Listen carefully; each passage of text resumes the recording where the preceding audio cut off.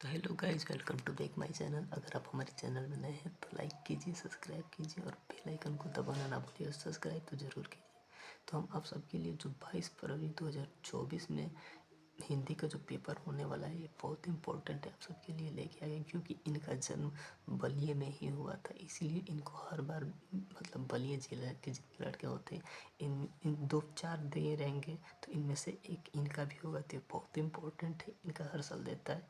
तो चलिए हम लोग देखते हैं इनका कैसे लिखा गया है। बहुत important, very important 2024 UP board के लिए तो बहुत।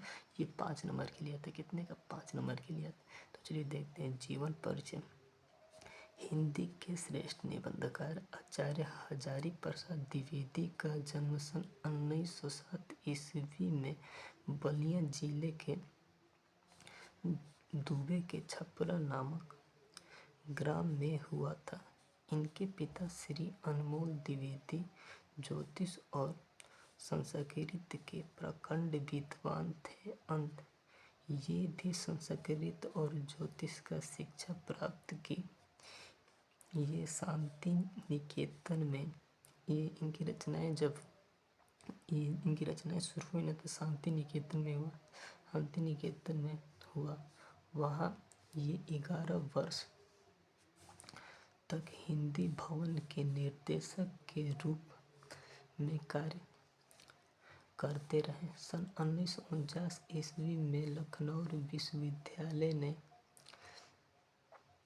डीलिट की उपाधि से तथा सन 1957 ईस्वी में भारत सरकार की पद्म भूषण की उपाधि विभूषित किया गया। 19 मई 1979 को इनकी मृत्यु हो गई। साहित्यिक योगदान। द्विवेदी साहित्य के निबंधकार, इतिहास लेखन, अन्वेषक, आलोचक, कुशल वक्ता और सफल अध्यापक भी थे। वे भारत, संस्कृत और इतिहास के मर्मज्ञ, बांग्ला के संस्कृत के प्रखंड विद्वान थे। इनकी रचनाओं में नवीनता और प्राचीनता के अपूर्ण समन्वय था। साहित्य पर संस्कृत भाषा आचार्य रामचंद्र शुक्ल और रविंद्रनाथ ठाकुर का स्पष्ट प्रभाव है। इनके डीलिट पद्म भूषण और मंगला प्रसाद पारितोषों से संपादित किया गया है। रचनाएं। इनकी रचनाएं देखिए। इनकी रचनाएं याद करने से बहुविकल्पी का भी प्रश्न याद हो जाता है। तो ये इनकी रचनाएं भी बहुत इम्पोर्टेंट है। तो इनकी रचनाएं हेडिंग डालेंगे पहले, तो रचनाएं हेडिंग डालेंगे। तो आचार्य द्विवेदी की प्रमुख रचनाएं हैं। तो पहला निबंध संग्रह अशोक के फूल। ये तो बहुत इम्पोर्टेंट। अशोक के फूल तो भाई बहुत इम्पोर्टेंट। अशोक के फूल, कुटज, विचार प्रवाह आदि ये हो गया।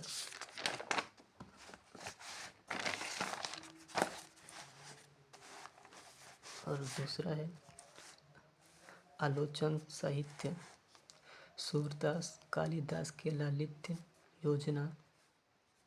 तीसरा है इतिहास, हिंदी साहित्य के भूमिका हो गया। हिंदी साहित्य आदिकाल ये हो गया, दो ये हो गया। चौथा उपन्यास, बाणभट्ट की आत्मकथा,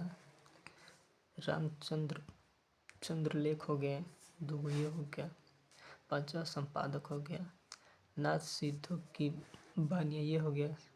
संक्षिप्त ये हो गया। अब लास्ट हेडिंग डालेंगे साहित्य में स्थान। इनके स्थान क्या पड़ी? तो आचार्य हजारी प्रसाद द्विवेदी जी हिंदी गद्य के प्रतिभाशाली रचनाकार थे। इन्होंने साहित्य के लेखक, नवीन दिशा, उच्च कोटि के विचारक, गंभीर विचार प्रधान, उत्कृष्ट उपन्यासों का रचना द्विवेदी जी ने निश्चय ही हिंदी साहित्य में गौरवपूर्ण स्थान पा लिया। इनकी रचनाएं बहुत इम्पोर्टेंट है भाई, क्योंकि ये बलिया जिले वाइज इनका जन्म बलिया जिले में ही हुआ था, तो इसीलिए पहले तो हम लोग हेडिंग डालेंगे। हेडिंग जब तक नहीं डालेंगे तब तक कुछ नहीं होगा भाई। पहले तो हेडिंग डाल के लिखा जाता है, बहुत इम्पोर्टेंट हेडिंग है। हेडिंग आप सब ध्यान से देख लीजिएगा। हेडिंग अगर आप सब हेडिंग देख लेंगे तो बस हो जाएगा। हेडिंग लिख लेंगे तो आप बना इसका शब्द सीमा कितने का होता है। शब्द सीमा पूछता है 80 वर्ड। कितने का शब्द सीमा 80 वर्ड पूछता है। 80 वर्ड, 80 वर्ड में इसको लिखना होता है। और ये 5 नंबर, भाई 5 नंबर तो फिक्स है, कुछ भी कीजिए लेकिन 5 नंबर के लिए इसको तैयार कर लीजिए, तो बहुत इम्पोर्टेंट है। 4000% द्वितीय का भाई इसके लिए तो बहुत इम्पोर्टेंट है भाई। इम्पोर्टेंट है तो भाई बस इम्पोर्टेंट। और आप सबके लिए इतना मेहनत हो रहा है तो एक सब्सक्राइब तो बनता ही है, तो सब्सक्राइब कीजिए, बेल आइकन को दबाइए। धन्यवाद। ऐसे ही लेटेस्ट वीडियो आप सबके लिए लाते रहेंगे, बस आपका प्यार दुलार ऐसे ही बनता रहे। धन्यवाद।